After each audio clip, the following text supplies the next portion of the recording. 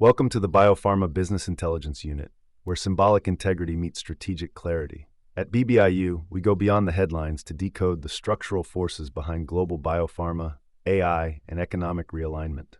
If you value precision, verification, and symbolic depth, this channel is for you. Subscribe now to access our weekly briefings, dossiers, and intelligence reports, and consider joining our institutional tier to unlock early warning systems, custom metrics, and exclusive strategic insight. You're not just listening, you're entering the future of epistemic intelligence. www.biopharmabusinessintelligenceunit.com. China's robotic frontier. Western executives confront the dark factory reality. Executive summary. Western executives returning from China are increasingly unsettled by what they are witnessing. Highly automated dark factories where robots replace much of the human workforce. Reports from Futurism and The Telegraph describe shock among automotive and green energy leaders, while empirical data from the International Federation of Robotics, IFR, confirm China's rapid dominance. In 2023, 276,000 robots were installed in China, 51% of global installations, with over 1.75 million robots in operation, surpassing Germany, the US, and the UK combined.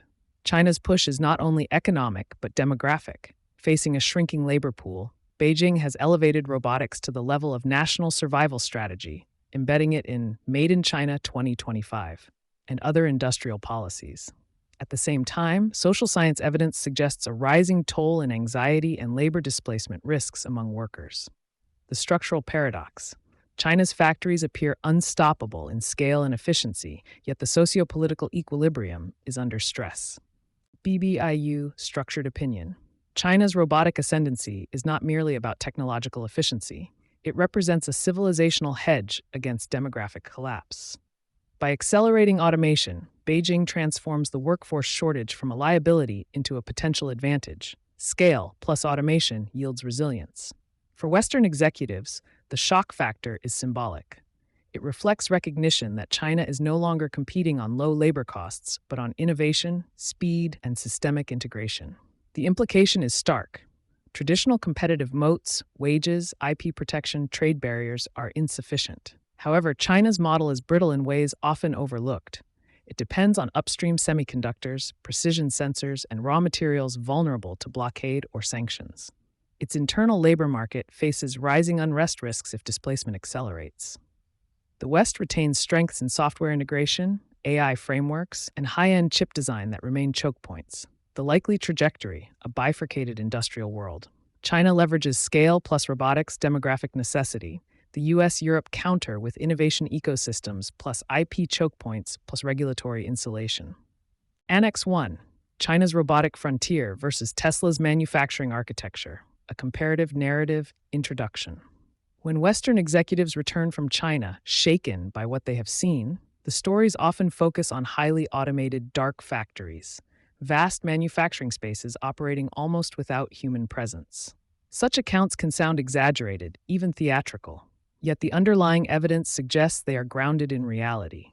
China is not simply competing on cheap labor anymore, but on the scale and systemic deployment of industrial robotics. At the same time, Tesla, the most prominent Western disruptor in automotive manufacturing, has pursued a radically different path. Driving innovation through architectural redesign of the car and its production process, rather than through nationwide industrial mobilization. This annex lays out a detailed comparison between the systemic, policy-driven robotics expansion in China and the firm-specific automation breakthroughs pioneered by Tesla, and it clarifies three critical questions that arise repeatedly. Is all of China's robotics technology developed in-house?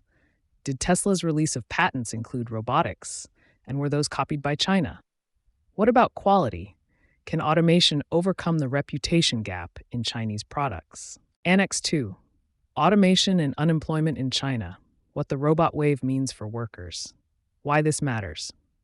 China is deploying industrial robots at world-leading scale, accounting for about half of all new factory robots in recent years and crossing 2 million robots operating nationwide. That scale isn't happening in isolation. It coincides with a slowing, aging workforce and intensifying pressure to keep factories competitive. Understanding what this means for jobs requires two things. a clear view of how robots affect employment, and a sober read of what the unemployment data actually say and how much we can trust them. Recent reports from the International Federation of Robotics, IFR, confirm the sheer momentum. China represented 54% of global deployments in 2024 and surpassed 2 million robots in operation, with local suppliers capturing a growing share of the home market. IFR International Federation of Robotics. Annex 3, The Three Chinas, Living in Different Industrial Ages. Introduction. One of the least discussed aspects of China's economic rise is the coexistence of different historical time zones within a single nation. Walk through a rural county in Gansu, a textile town in Zhejiang, and a robotic EV factory in Shenzhen, and you are not only changing geography, you are traveling across centuries of industrial development. This fragmented temporal landscape is critical to understanding inequality, discontent, and social risk inside China. Annex 4. The Geography of Automation, Uneven Robotization Across China. Introduction. One Nation, Many Industrial Ages. When outsiders imagine China's factories, they often picture a single homogeneous system, gigantic plants producing electronics, cars, or textiles with near-military efficiency. In reality, China is not one industrial world but several, layered together in the same nation. Automation and robotics have not arrived everywhere equally. Instead, they have concentrated in certain regions, leaving others still dependent on manual labor or semi-automated lines.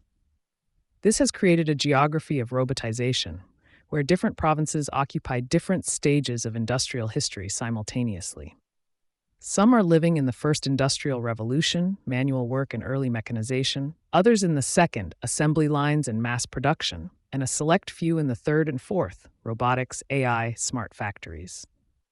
The coexistence of these industrial time zones is not just an academic curiosity, it is the structural root of inequality, discontent, and political tension inside China. You've reached the end of the open section of this BBIU content. The complete analysis, with full data, structural frameworks, and extended annexes, is available exclusively to our subscribers. At BBIU, we believe the real value lies beyond headlines, in the depth of structural intelligence that helps leaders and organizations see further. If you want access to the complete archive and future reports, join us at BBIU and take part in the next level of analysis.